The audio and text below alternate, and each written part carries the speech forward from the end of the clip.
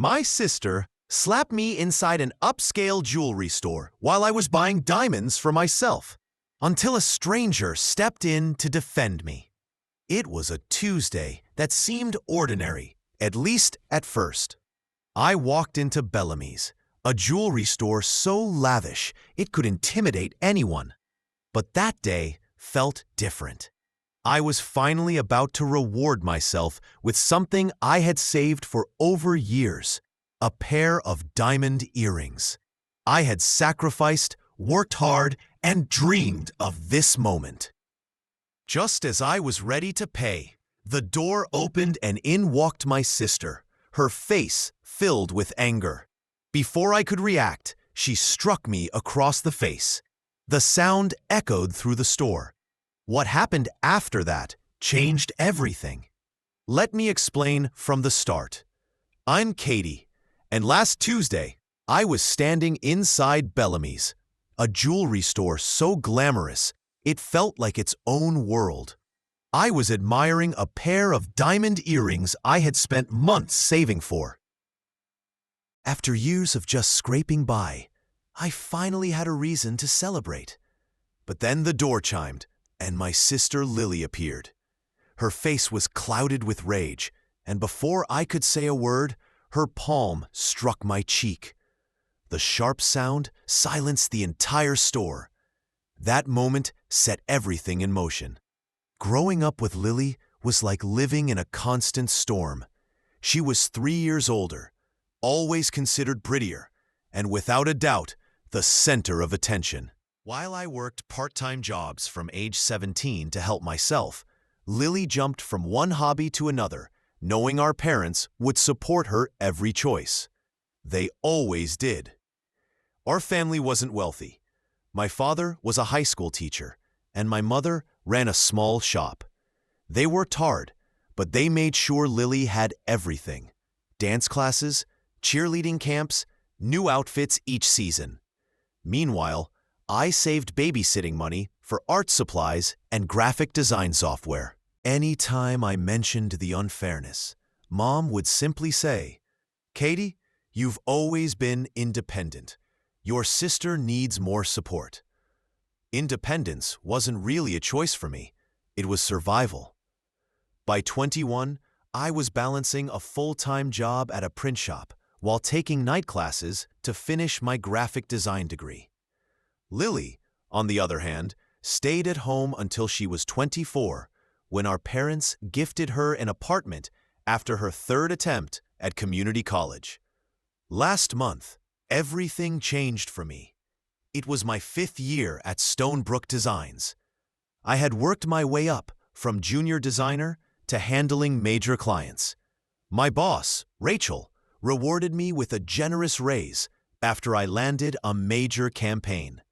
For the first time, I could finally breathe financially. I decided it was time to buy something I had always dreamed of: diamond earrings. The Sunday before my visit to Bellamy's, we had our usual family dinner. I was eager to share my promotion, but Lily stole the spotlight immediately. "I have news," she announced, flashing a diamond ring. "Ethan proposed. We're getting married next spring." Ethan, her boyfriend of 6 months, stood beside her, smiling awkwardly. His biggest appeal seemed to be his expensive car and successful career in real estate. Mom rushed to hug her. Dad congratulated Ethan, and all attention was on Lily. When I mentioned my promotion, Mom gave me a distracted nod. "That's nice, honey. Now, Lily, tell us how he proposed." That night, I realized something inside me had shifted. The earrings were no longer just jewelry. They symbolized something greater, a way of proving that my achievements mattered, even if no one else acknowledged them. Bellamy's wasn't the priciest jewelry store in Phoenix, but it was definitely intimidating. Crystal chandeliers cast rainbow reflections across polished glass displays. The staff looked perfectly styled, and cameras tracked every movement. I had passed it many times, never daring to enter, until that Tuesday. I took a half-day off, dressed in my best navy dress, styled my hair, wore subtle makeup, and even put on heels. A rarity for me, since I usually live in sneakers. I wanted to look like I belonged there. Pushing open the heavy glass door, I was greeted by classical music and the faint scent of expensive perfume. A tall woman with silver-streaked hair smiled warmly at me. "Welcome to Bellamy's. How can I help you today?" Nervously, I said, "I'm looking for diamond earrings. Something simple but high quality. It's my first big purchase." Instead of the dismissive look I feared, her eyes lit up. "Your first diamonds? That's a milestone. Let's find the right pair for you." She guided me to a display and explained clarity and cut as I tried on several options. I had just started to relax when the door chimed again. I wouldn't have turned if not for the voice that cut through the atmosphere. "Katie, what are you doing here?" "6. Just browsing," Lily replied. "Ethan and I will probably go to Cartier in Scottsdale. What are you buying?" "Diamond earrings," Tara said smoothly. "Your sister has excellent taste. She's considering these half-carat studs." Lily's expression hardened. "Half a carat? On your salary? That's excessive." "I got a promotion," I said, cheeks flushing. "I can afford them." Lily smirked.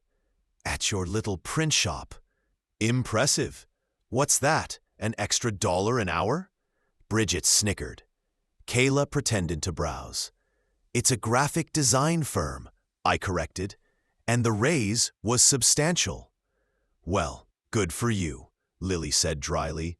"Though if you had financial sense, you'd invest that money instead of wasting it on jewelry. But poor choices have always been your thing." 5 years of therapy had taught me not to react, but her words still cut deep. 5. Tara tried to ease the tension. "These would look stunning with your complexion," she said, holding the earrings to my ear. "They're perfect," I said firmly, ignoring Lily. "I'll take them." "Seriously?" Lily snapped, stepping closer. "You're buying expensive earrings right after I announce my engagement? Classic you, trying to steal attention." "What does this have to do with your engagement?" I asked. "This is my purchase, my money. It's not about you." But Lily's voice rose. "You've always been jealous of me." A few customers nearby had stopped watching displays and were now staring. "I'm not jealous, Lily," I replied, my voice steady. "I never have been." Her face twisted in anger, and before I realized it, her palm struck my cheek. The crack of the slap froze the room. I stood firm, the words steady, because I chose to buy those earrings instead of listening to her criticism. Mr. Bellamy's expression hardened. "We have a zero-tolerance policy for violence in our—" "I'll have to ask you to leave immediately." "You can't be serious," Lily exclaimed. "Do you know who our father is?" "That's irrelevant," Mr. Bellamy replied calmly. "Frank, please escort this lady and her companions out." The security guard stepped forward.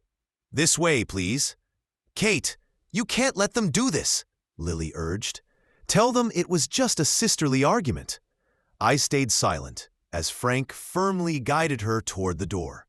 Bridget and Kayla followed, their expressions shocked. At the door, Lily turned back. "You'll regret this, Katie. Wait until Mom and Dad hear how you embarrassed me in public." When they left, the room fell into uneasy silence. Oliver Grant turned to me, his face showing real regret. "I'm sorry for complicating matters. Please allow me to make it up to you. Perhaps we could have coffee after your purchase. I'd like to explain." I hesitated, unsure about this sudden shift, but something in his sincerity made me nod. "Coffee would be nice." Mr. Bellamy completed my purchase himself. apologizing for the incident. I signed the slip with unsteady hands, still processing everything. Tara handed me the signature blue bag with my earrings as Oliver waited near the door. He suggested a small cafe nearby, away from the busy street. It was cozy, with private booths and soft jazz playing, somewhere I would normally assume was out of my budget. "I come here when I need to think," Oliver said as we sat in a quiet corner. "The espresso is excellent, and they value privacy." He ordered an Americano. I chose a latte. Leaning forward, he began, "I need to explain what happened. My wife Claire is in London for business, and I was shopping for an anniversary gift. When I saw you from behind, your height, your hair, your blue outfit, you looked so much like her. When that woman struck you, I reacted on instinct." "It's fine," I said, still trying to process everything. "Honestly, you probably prevented things from escalating." Lily doesn't handle being corrected in public very well. Oliver's expression shifted. "Family can be complicated. I won't pretend to know your situation." "You read it correctly," I admitted, wrapping my hands around my coffee. "Lily has always been our parents' favorite. She's not used to me standing up for myself." He nodded. "I understand. My younger brother and I had a similar dynamic for years." "Has it improved?" I asked. He took a sip. "Yes, it took time, distance, and some difficult conversations. When my company, Innovate Tech, succeeded, Tyler felt overshadowed. He hated being compared to me." "That's familiar," I replied. "Except I've always been in Lily's shadow. The situation may differ, but the effect is the same." Oliver gave a small smile. "Comparison steals joy. Once Tyler and I acknowledged the divide and communicated openly, things changed. He now runs our European operations successfully." The conversation flowed naturally. Despite being a billionaire, Oliver spoke without arrogance, listening carefully as I described my family dynamic. He gestured toward the Bellamy's bag. "So those earrings, they're more than just jewelry." "Yes," I said firmly. "They're proof my work has value. Proof I have value, independent of my family's approval." Oliver nodded. "I understand. When I was 19, I sold my first program and bought an outrageously expensive watch. Not because I needed it, but because it symbolized validation." "Exactly," I said, surprised by how closely he captured the feeling. When our coffee cups were empty, he glanced at his phone and frowned slightly. "I have a meeting soon, but I've enjoyed our conversation." He paused. "What exactly do you do in graphic design?" "I'm the lead designer at Stonebrook Designs. We handle branding and marketing for national clients, and I specialize in digital media integration." His eyes lit up. "Digital media integration. We're looking for someone with those skills at Innovate Tech. Our marketing team needs fresh ideas for a new security app. Would you consider sending your portfolio? No pressure, just an opportunity."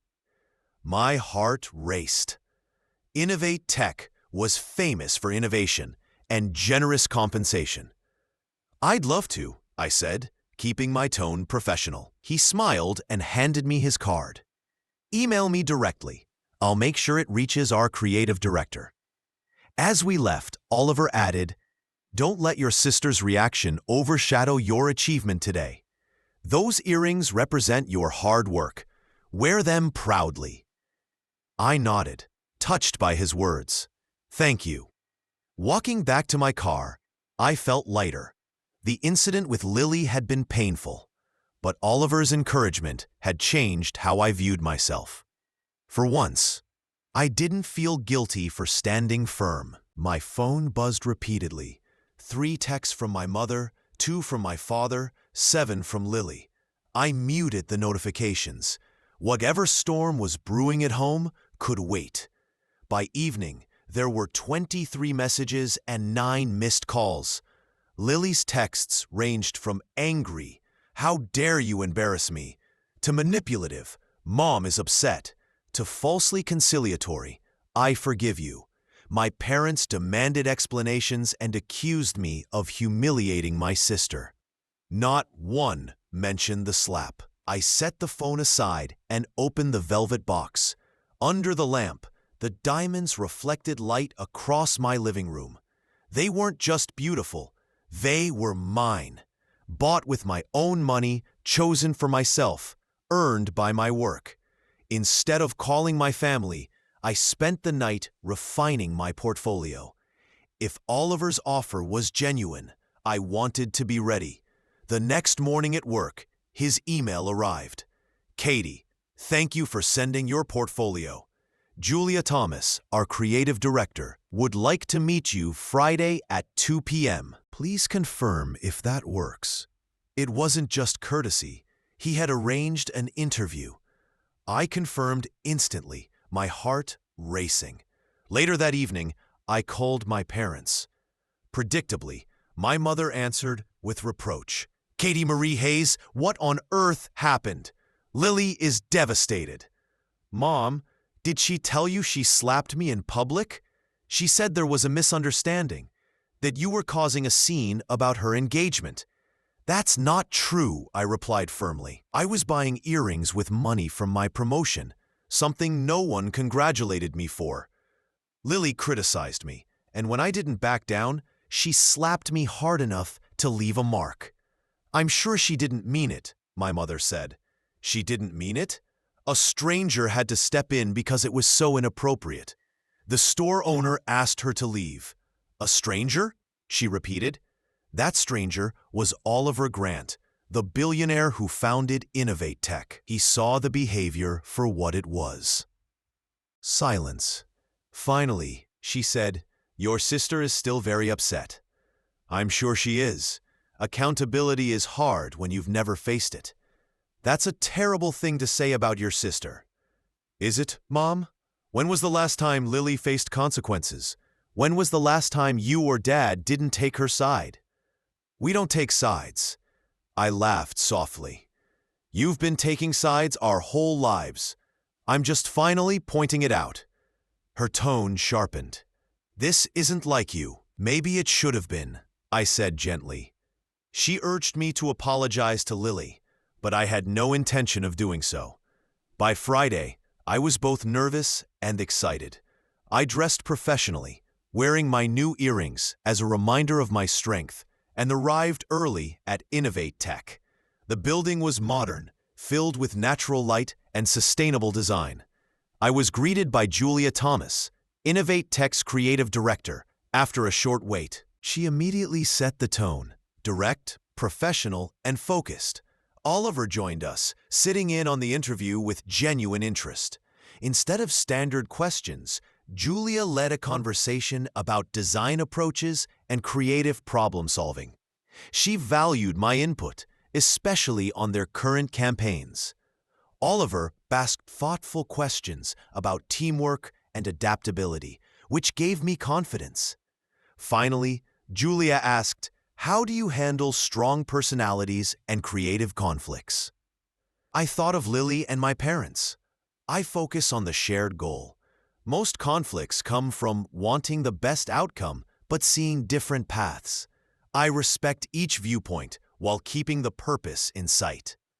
Julia looked satisfied. "Thank you, Katie. This has been enlightening. We'll be in touch by Wednesday." Afterward, Oliver gave me a tour of the office, introducing me to the team. The workspace was collaborative, supportive, and inspiring. On the rooftop garden, he asked gently, "How are things with your family?" "Complicated," I admitted. "They expect me to apologize to Lily. They don't see her behavior as the problem." He nodded. "Family patterns take years to change. Whatever happens with this job, don't lose the confidence you showed at Bellamy's. That self-assurance is valuable everywhere." I thanked him sincerely. Driving home, I realized how much had shifted. A painful confrontation had opened unexpected opportunities. Whether or not I got the job, I now saw my own worth more clearly. When Lily called that night, her tone was sharp. "We need to talk." "Yes," I said, "but not if you expect me to apologize. You embarrassed me in front of everyone." "No, Lily, you embarrassed yourself when you slapped me. That's assault. Don't be dramatic, it was barely a tap." "It left a mark," I said firmly. "And you did it because I refused to let you belittle me. This isn't about earrings. It's about you trying to steal attention from my engagement."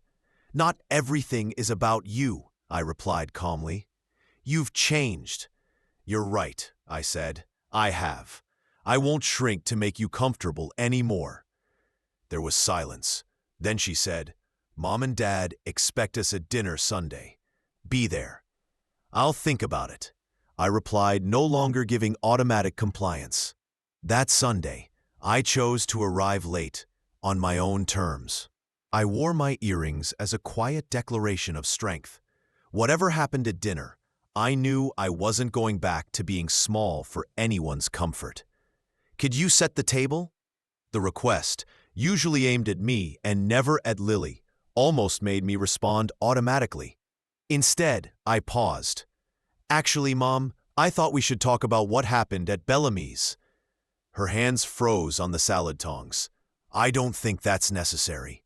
We've all had time to cool off. Let's just have a nice family dinner."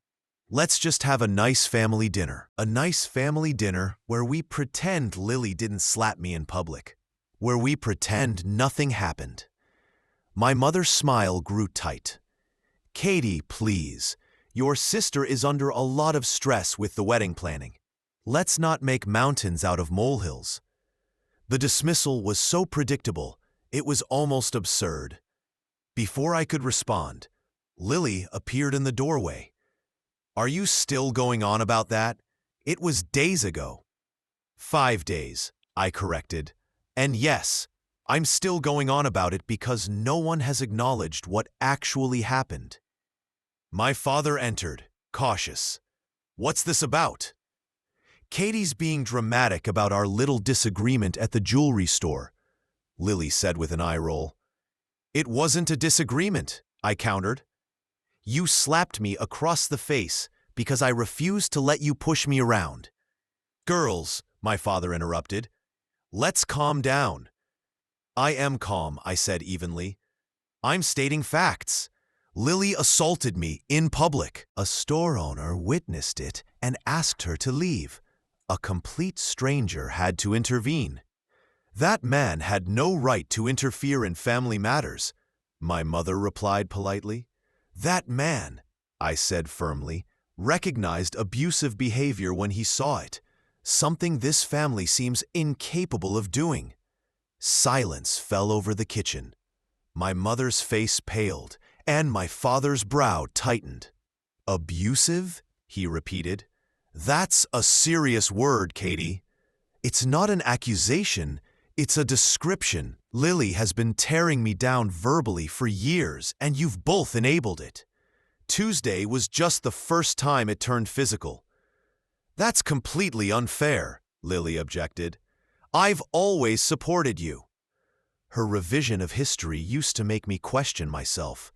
Now, it only strengthened my resolve. "Name one instance," I challenged. "One time when you supported me instead of competing with me or belittling my accomplishments." Lily opened her mouth but closed it again.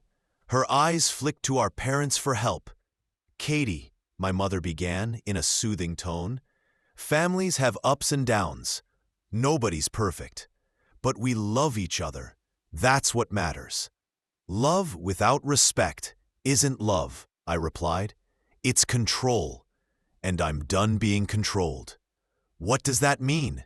my father asked, anxiety rising in his voice. I took a deep breath.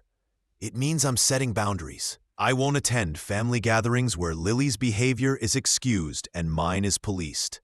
I won't pretend things are fine when they aren't. and I won't apologize for standing up for myself." "So, an ultimatum?" my father asked incredulously. "No, Dad. I'm telling you what I need in order to have a healthy relationship with all of you. What you choose to do with that is up to you." "This is ridiculous," Lily scoffed. "You're acting like I committed a crime. It was one slap." "One slap is too many," I replied calmly. "And it's not just the slap. It's years of being treated as less than, of having my accomplishments minimized while yours are celebrated." "That's not true," my mother insisted. "We've always been proud of both our girls." "Really? When I told you about my promotion, you barely reacted. When Lily announced her engagement to a man she's dated for 5 months, you threw a celebration. Is that equal?" "That's different," my father interjected. "An engagement is a life milestone." "And a significant career achievement isn't?" I challenged. "Or is it that Lily's milestones matter more because they match what you value while mine don't?" The question lingered, heavy and precise. My mother busied herself with the salad, avoiding my gaze. My father shifted uncomfortably, suddenly looking older. "Those earrings are pretty," my mother said quickly, changing the subject. "New?" "Yes," I said, touching them reflexively. "They're what I was buying when Lily slapped me." "They look expensive," she remarked, her tone edged with disapproval. "They were. I could afford them because of my promotion." "Well, they're lovely," she said hesitantly. We moved into the dining room in tense silence. As we sat, I noticed an extra place setting. "Are we expecting someone?" I asked. "Ethan is joining us," Lily said with a smug look. "My fiancé should be part of family dinners, don't you think?" The emphasis on fiancé was deliberate, her way of underscoring her status. Moments later, the doorbell rang. Lily returned with Ethan, a tall man with kind eyes and a polite smile. He nodded in my direction as Lily seated him beside her. "Ethan, you remember my sister Katie?" she said, as though I were a distant acquaintance. "Of course," he replied warmly.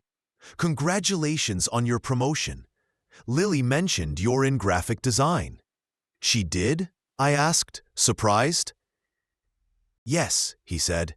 "She said you're very talented." I looked at Lily, who busied herself with her napkin. Had she actually spoken well of me? "Thank you," I said.